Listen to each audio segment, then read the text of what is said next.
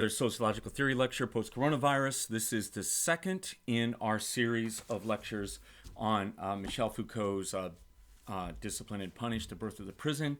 I double-checked and made sure that the vintage press edition that my students are buying has the same pagination, so we're lucky there.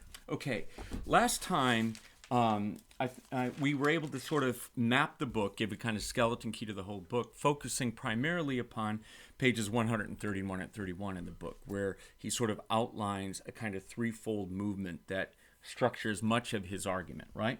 Now, and so he outlines that also right at the beginning, like about page 7, after he finishes his narration of the two vivid examples of torture as public spectacle in the traditional world. And then he provides us with that sort of that timetable of disciplined activity within a prison 80 years later. So between 1757 and the 1830s, something happened. You have a discontinuity where there was a movement from bodily punishment and pain and a kind of spectacle of torture that terrorized subjects as a mechanism to maintain control, into a regime of prisons where inmates are placed behind walls and are subject to a kind of discipline movement outside of the view of the public. Okay, so this is the big shift, and the book is really about that. It kind of ends in account of panopticism. We're about we will need at least one more video before we get to that, and then there's all kinds of arguments essentially that lead to postmodern analyses of power, where the prison no longer needs walls and where you are subject to power knowledge in a variety of modes. But that comes later. So this first part of the book, what I'd like to do is finish what I had hoped to do last time, which is get us through part 1, right? Although the body of the condemned, the spectacle of the scaffold, and then the classical reform era, generalized punishment and the general way in punishment, that leads up to then that page 130, 131 moment of summation, where Foucault actually gives us something like a skeleton key. Okay, so let's just use this image to kind of summarize what is going on in the book. Okay, so again, we have these three modes of power, modalities of power, modalities of punishment that are linked to three different ways in which an agency or a bearer of power controls and forces someone who becomes a subject of power into obedience and into, I suppose, control, something like that. In other words, how does social control operate? So these are essentially three different kinds of societies and three different modes of social control within them. So in the traditional world, you have a king or a sovereign with the indicators of power here, right? So like this is a nice image, I think, of Henry III, I believe, who's being installed on the throne, bearing the scepter and having the crown. These are the sort of the three signifiers of sovereign power. So the body of the king of the actual living being, the one who smells if he doesn't take a bath very often, that kind of thing, that body is doubled in the sovereign power that emanates from that king, right? So you have the body of the king, the first body with the biography and so on. And then you have the sovereign power of the king, which is symbolized again by the throne, by the crown, and by the scepter. And when one king dies, as Ernst Kantorowicz says, long live the king, right? The moment that one sovereign dies, there's another body occupies the sublime position of power in a traditional society. So it isn't the person of the king that matters, the first body of the king. It's the second body, the sovereign, sublime power, the imperium of the king that is dominant in traditional society. And of course, here we have it. So that's in traditional society, and and then at the bottom of that, so that's the agent or bearer of power, and then the subject of that power is the tortured body of the condemned, and then that the power is activated as throughout society by terrorized spectators, right? So the way that the king makes manifest the sovereign power of traditional society is by torturing the body of the condemned before terrorized spectators, who then see this excessive surplus power that the king has, and that therefore leads all to bow down before this might and majesty of this all-powerful being. The omnipotence of the king is manifested in the utter, total helplessness of the condemned man or woman being tortured and dismembered and so on. So this scene, so in each of, along the way of Foucault's narrative, you're going to get an ideal type of sort of punitive technique that's presented. He would hate that term, probably. It's a Weberian term. But I think it works here that he sort of provides us with a kind of visual image. If you wanted to call to mind the scene, right, the primal scene of power in each of these three modes, or these three different species of society, this is what he wants you to call into mind, right? So in the traditional society, the scaffold is the scene of power. So how is power manifested? Power is manifested through the scaffold. So the scaffold is this raised platform upon which torture is performed and beheading is performed, right? The pain and suffering of the body before terrorized spectators, right, who observe it and see it happening. And that happens, so I've got a bunch of these images here, right? So, this was that image of Damien, 1857, France. Again, the scaffold as a theater of power, torture, dismemberment, and then terrorized spectators all around, right? Who become the subject of the power vicariously through the witnessing and traumatic experience of seeing and hearing the dismemberment of the body. Yeah. So I have other. I think in many ways, like this image is probably, again, one of our better ones. There's more. If we were to. So this is we'll just call this the scaffold, even though in this miniature representation of a beheading, it's not actually a scaffold. But what I like about this image is it shows the king with the crown actually present at the moment when a traitor, I think it's a traitor, is being executed or beheaded. And there's probably already been torture that has taken place that has been witnessed at least by some.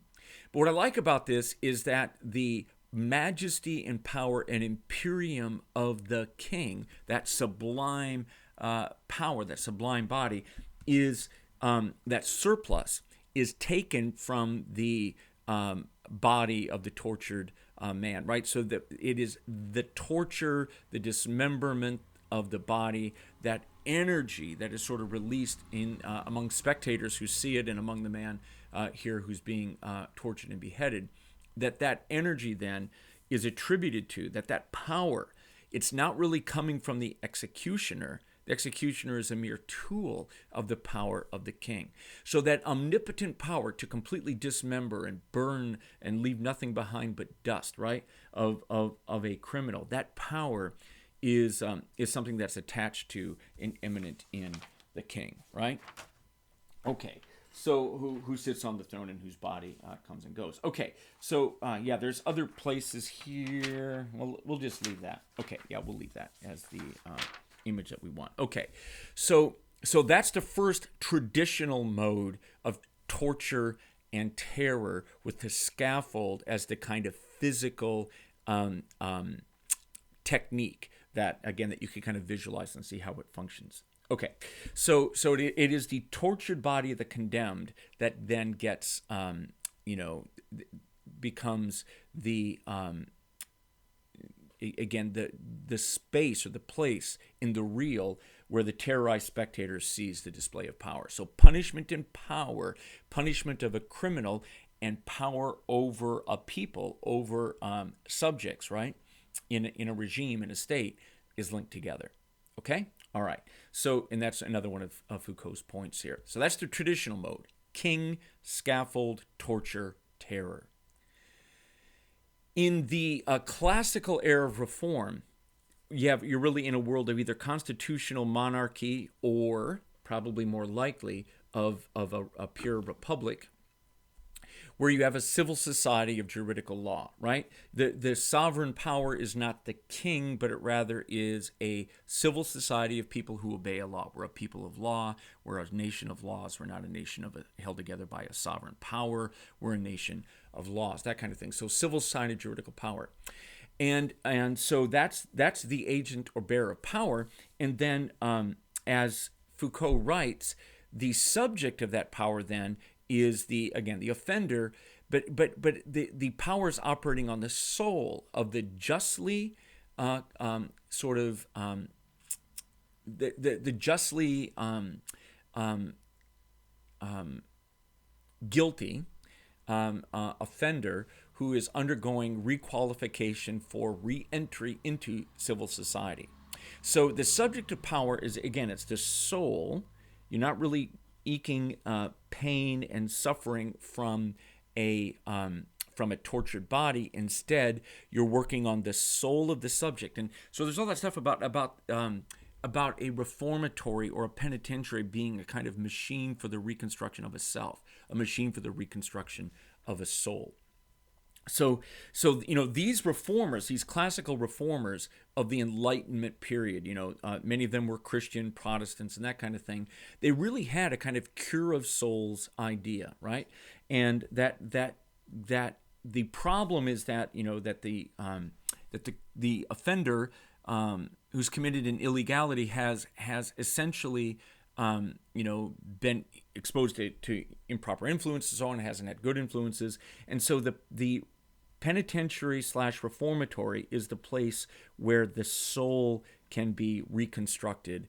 And in the Quaker ideology, right, you literally would have the light from within taking over. Conscience, reason would return, that kind of thing. And then you'd be requalified then for re-entry into civil society. So I think right, it was like 20 years was the maximum length of time that someone would be subject to soul reform, right, before being released.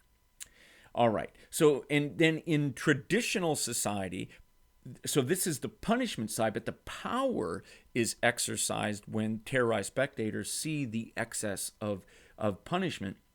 But in this reform era, the power is activated by the vicarious, vicarious participation in justice, in both the very visible trial that leads to sort of clear knowledge of the offender and clear knowledge of the offense. So guilt is firmly established, as well as the qualities of the offender that need reformation. So you get knowledge right here as an important part of the process. So it's not just the act, the crime, it's the nature of the soul of the criminal, right? Psychiatry and that kind of stuff eventually comes into play here, but early on it's essentially thought of in kind of quasi-religious terms or deist terms, even a kind of Enlightenment era thought. All right, so the civil society of law punishing an offender by placing them in a reformatory to reconstruct the soul, the character, and that the entire society then watches this happen. This doesn't happen behind closed doors. It instead happens in full view. I was trying to find an image of this. Oddly enough, given what happened at the Capitol, this is kind of an odd illustration of it. But here are prisoners being used as part of a work gang to clear up before an inauguration in Washington, D.C. So there's the famous Capitol building that was recently the subject of insurrection and cleanup in before an inauguration. Now, this was in 1889. So the prisoners here are very visible, and they are exposed before the public, right, doing public work. So we're going to find out that this is one of the things that Foucault thought was linked to this reform era, is that prisoners wouldn't be behind bars, they would instead, or behind walls, they would instead be visible before the public. Either the public would be coming in to spectate upon the prisoners, or the prisoners themselves would be out in the broader world. So at any rate, that's that second regime. Okay, so that means, so again, if you're going to imagine the ideal type of punitive technique, think of a punitive city. This all comes up in those latter sections of part 2. A punitive city, a school for punitive morality, or a garden of punitive delights. That's my term. But basically, he wants there to be a place where those who are subject to reform are clearly marked. They bear the emblem of the crime that they've committed, the length of time that they're going to serve, and the quality of the serving is going to be marked upon them. And that, again, that the entire society is going to have a kind of revalidation of the justice of laws, the preference for laws, the need to follow laws, right, by watching the lowly state of those who are undergoing reform, right, and then seeing that the legal system is good, the laws are good, civil society is good, and that this person who violates that is going to suffer more than they received pleasure from the crime, and then will be restored, hopefully, again, eventually back up to civil society. So even though there isn't sort of like an actual construct here, the idea is to have a visible city where criminals are interspersed, people who've committed crime are interspersed within the community, are visibly marked out as criminals as such, and then we can see the justice of the reformation, the punishment that is being delivered upon them, again, as a just thing. So anyway, so children are educated, a school for punitive morality, and then you can see the wisdom and justice in this garden of punitive delights. Okay, so that didn't happen because there was kind of, again, it's expensive to do this, and there's a genuine sort of interest in the cure of souls. So that winds up not being this sort of soul-based reform, disappears, and then you wind up again here in the fully modern carceral penal system, where the agency, the bearer of power, isn't a person, it's simply an administrative apparatus of power knowledge. The image that he develops here of the pure punitive technique is that of the prison, the panoptic prison structure, right? All of those images in the middle of the book are really helping us to do that, right? You're seeing what goes on in these, inside of the walls of these prisons, right? And they have different logics that are in them and so on. But at any rate, with the panopticon is sort of the ultimate form of it. So the panoptic prison is the visual image that's the counterpart of the garden of punitive delight in the Reform era, or the scaffold with terror and torture in the traditional world. Okay, so scaffold, garden of punitive delight, and panoptic prison. Those are the three things. So the administrative apparatus of power knowledge means that you wind up that the subject of power and punishment is simply a docile and obedient body of immediate disciplinary coercion. So what you wind up with isn't really a reconstruction of the soul, but a control of the body, where the body is so disciplined, so contained within a knowledge power apparatus that it really isn't about a reform or a cure of souls. You're simply subject to this sort of 24-hour, 7-day-a-week constant immersion in a total institution.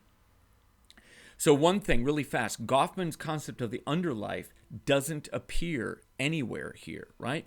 That there isn't really space for an underlife in the Quaker reformist reformatories, nor is there really space for an underlife in the total control of a panoptic structure, okay? So in Foucault's world, the underlife doesn't exist, okay? And so it's one of the places where I think Goffman is, I think, more sociologically valid. Goffman spent a year inside of these things, observing and so on. And I think that Foucault just doesn't, I think he grants, in my judgment, too much absolute power to these disciplinary structures to completely control and monitor people, right? So how does power become activated? Well, in both the traditional and the reform era modes of punishment, the public had to see punishment being enacted in order for it to work, right? It was that vicarious emotional response, in a way, to seeing, or sensible response to seeing punishment delivered upon offenders that generated the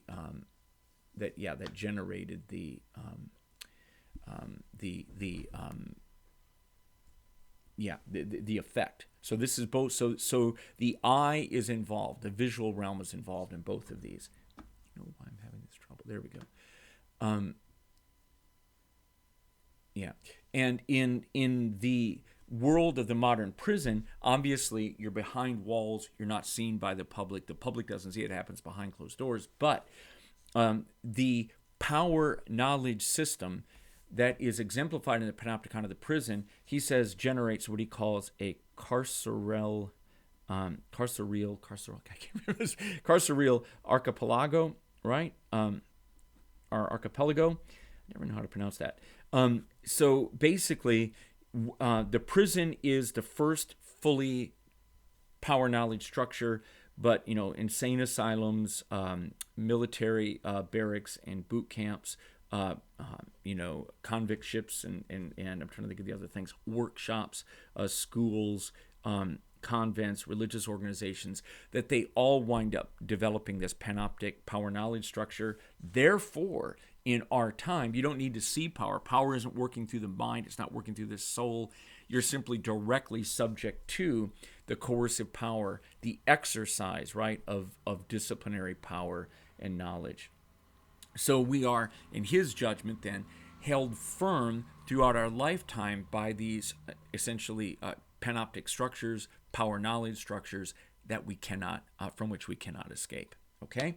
And so we're not really thoughtful or imaginative subjects of a sovereign power, nor are we autonomous individuals in a civil society with a soul that has been reformed, or a public that is watching terrorized the application of justice, or watching reasonably the just application of an economy of punishment, which is what happens in the middle term. Instead, we basically become subject to this almost unconscious structure of knowledge power that so controls the body that it no longer need really grab the mind, right? So when he writes in the beginning chapters about this being a sort of a history of the soul, or a history of the technologies that shape the soul, something like that, I mean, he's really getting to this. I mean, by the time you get to this third structure here, the panopticon, the body-soul dualism, right? The idea that our bodies are being animated by our souls almost goes away, such that our bodies become inserted within structures of power knowledge, and those structures hold us so tightly that there's very little room for our mind, our autonomy, our individuality, our soul. We no longer become these agents controlled by our own thoughts and our own reason. So we cease being a Cartesian subject at that point, the person subject to their own thoughts. Instead, we are these somewhat mindless, I don't want to really use that, but somewhat thoughtless, at least, subjects of a system of power knowledge. We are subject to these all-powerful structures that hold us firm. Okay, so again, there's the basic outline of what he does, and okay, so let's see if we can quickly, So just, I'll sort of point at this, So in those early passages, he basically argues that the modern soul, that we're now essentially, whatever is left of the soul, results from the subjection to expert technical application of knowledge and power, right? Where we get defined as normal and abnormal, and we're even when we're not held in a prison, we're subject to the experts of psychiatry who know us and judge us and then have control over us based upon that. Medicine, pedagogy, schools, managerial, workplaces, clerical, religious, right? The religious realm, the cloister as well as the parish, that kind of thing. And then politics, and then corrections and punishment, the more traditional state realms. That in all of these realms, the soul has been reconstructed or parsed out or almost set aside, right? The technology of the soul, the result of these technologies of power and its effects. So the soul is simply the effect of the body's insertion in, familiar, educational, religious, economic, and political institutions, again, that control us almost out of mind. Okay, so then so let's just try to move through this. In the first chapter then, let's see. He's interested in a couple of things that are taking place. First of all, he claims that big shift from torture and terror into the prison involves the disappearance of, this is page 8, the disappearance of punishment as a spectacle. Okay? And he gives us some variety of ideas about that. But you're getting rid of the scaffold, and you're eliminating, again, punishment as spectacle, right? And so, in the traditional era, the trial that established truth wasn't as important as the punishment. And he claims that in the modern era, the trial becomes more public, and then the punishment is something that recedes behind walls, right? It becomes bureaucratically administered. Let me see. And then the second thing that occurs, so point number one, we get rid of the spectacle of torture, so terror is no longer what's happening. But the second thing is that pain, he says that we slacken the hold on the body between torture and the body's insertion in prison. You're no longer in pain. So he talks about Benjamin Rush and some of these other Quaker reformers who want to do that, who want to sort of eliminate that, right?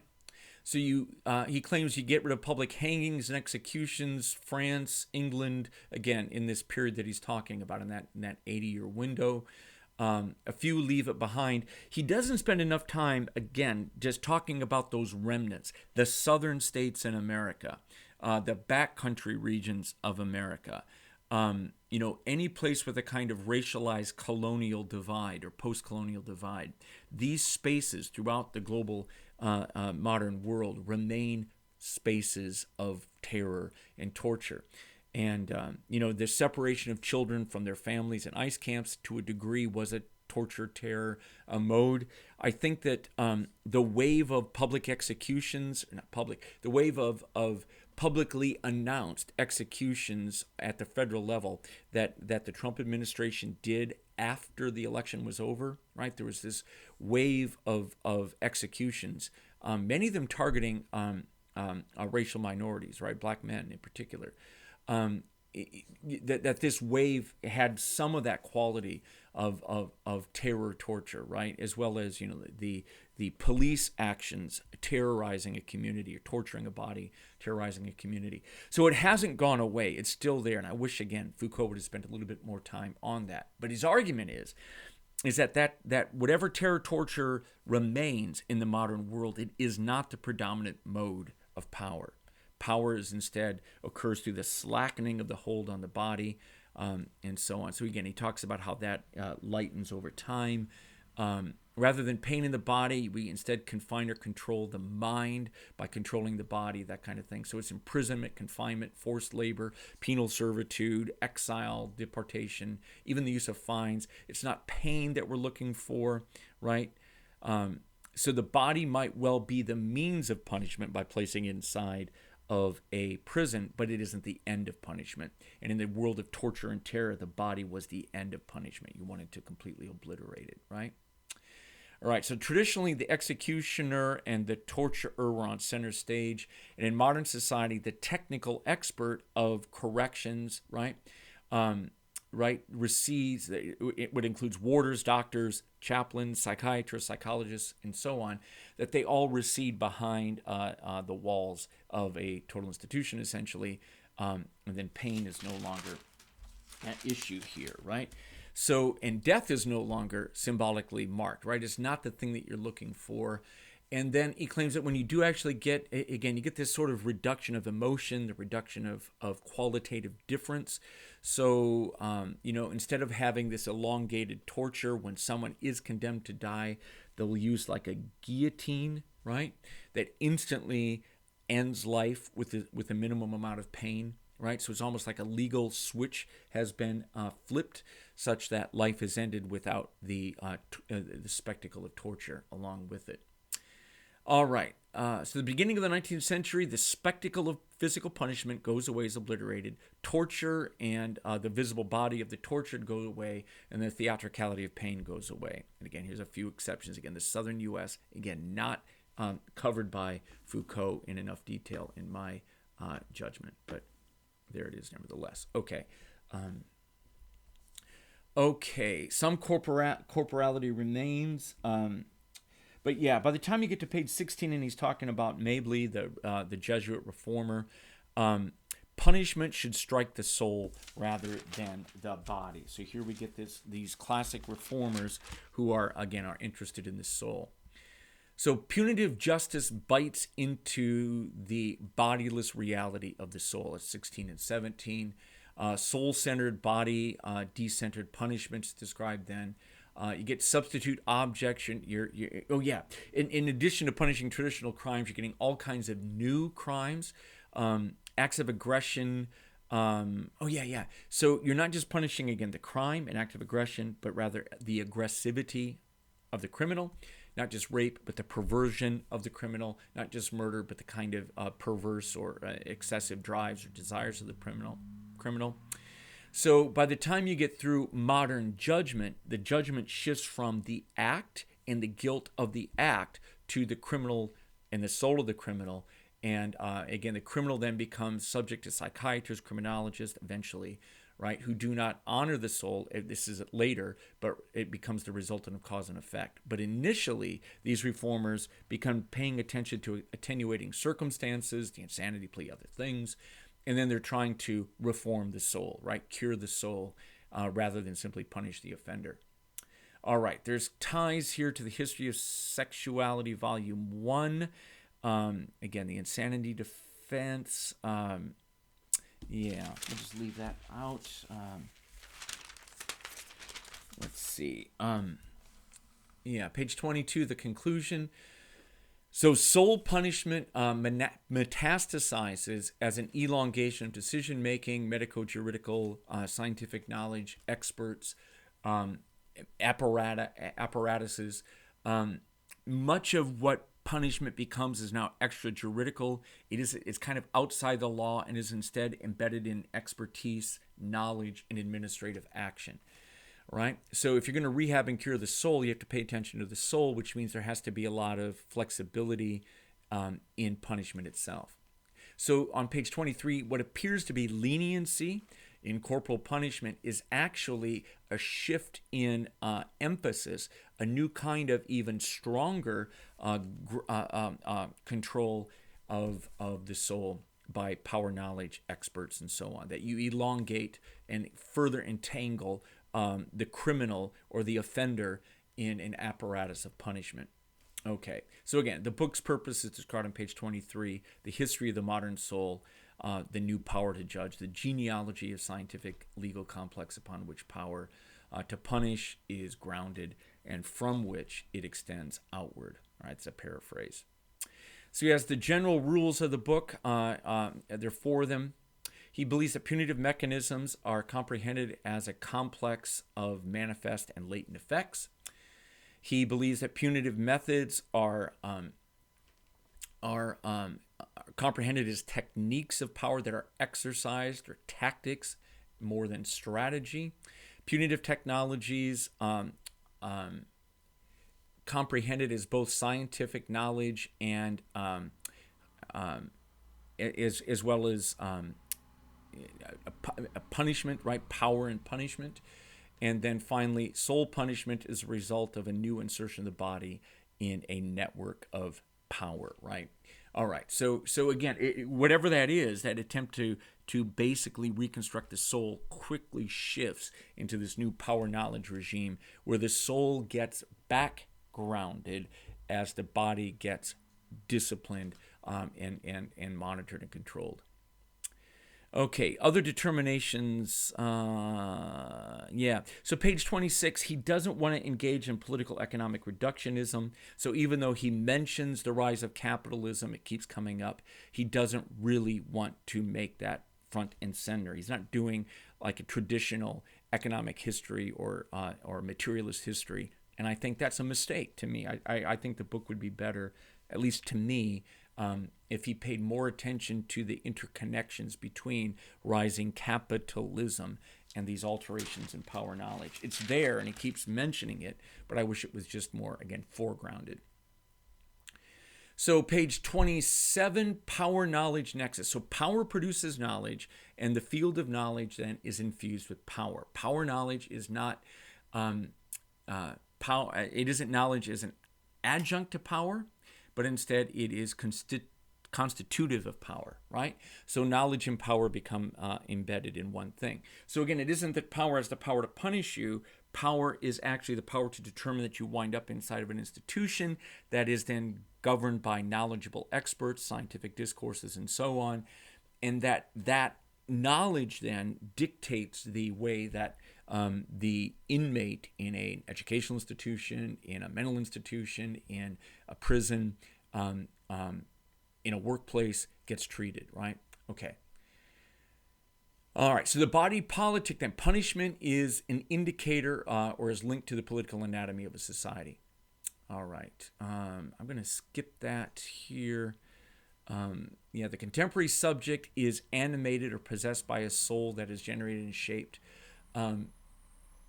or cured by techniques of power knowledge that possess and act upon the body. So the contemporary subject really isn't a soul in the way that the reformers would have thought. The what's left of the soul is an effect of the insertion of the body in these incarceration regimes that control us and structure us, almost out of mind. Okay. All right. So this. Yeah, I'm going to skip that here. That leads us on to chapter 2, page 33. Many non-corporal punishments, fines, and banishment still have a torture adjunct, flogging and etc. still linked to it. So the spectacle of the scaffold doesn't fully go away during the transition to the new regimes of non-corporeal punishment. It still remains as a kind of adjunct. Okay, so this is the chapter then that tells us about the scaffold and how the scaffold works. He talks about the condition of torture. So it's all about pain, it's all about the ritual of pain, and about the spectacle of pain, right? You even have post-death pain that's important. So penal torture is different from the torture of confession, so he distinguishes that. The oath versus torture, those kind of things are talked about here. So torture is a juridical procedure to obtain a confession as well as a mechanism for ritualized punishment. So it's both things. Right? So torture has this double purpose. It both establishes truth, produces truth, and is the site of power. So power and knowledge, once again, are both located at the same site, the site of torture of the body. That's the way you extract the confession, and it's also the way that you engage in punishment. So penal torture was spectacular. The condemned often pronounced their own guilt. The last words or the last acts were recorded. But the body was essential to the penal liturgy, right? Torture was often slow, and it was often linked to the crime. There are often, again, these symbolic connections to the crime itself, so that the punished person wasn't just, off on, being killed in a homogeneous way. There was signifiers of the crime itself. Page 48, the power to punish crime belongs to the sovereign, the king, right? That's part of the majesty, the imperium of the king. Some punishment is of the crime, right? The crime needs to be repaid, but there's an excess of punishment generally, and that is what belongs to the prince or to the sovereign. So every crime is against the state. We still do that now, where it's the U.S. versus someone, or the state of Iowa versus some criminal. And so the king's second body, or the sovereign subject's second body, the social body's second body, is what possesses that power to torture. So crime always injures the majesty of the sovereign. Then he says that that is where power and punishment come together, that the king has been wounded, injured by the violation of law, and that the majesty of the king is reestablished through the excess, the massive excess, invincible, annihilatory power, the surplus of power that's used to completely rip apart and cause all this pain. So page 49, the ceremony of punishment is an exercise of terror. It is that spectacle that matters. Extreme, dissymmetry between the offender who has no power and is being ripped apart and the all-powerful sovereign who's displaying strength. So again, the soul, the sublime body of the offender is being ripped apart powerlessly, and then that augments the sublime body, the second body, the majesty of the king. Okay, so torture, again, as terror. The policy of terror to make everyone, everyone can visibly see and comprehend through the body of the criminal the unrestrained power of the sovereign, okay? So it doesn't just reestablish justice, it reenacts power, or reactivates power. So again, the liturgy, it literally is a liturgy. It's a sacred thing, torture and execution. There's a poetics to it that he talks about. So the total impotence of the offender that's being ripped apart, turned into a thing or dust, is again contrasted to the total unlimited perpetual power of the sovereign.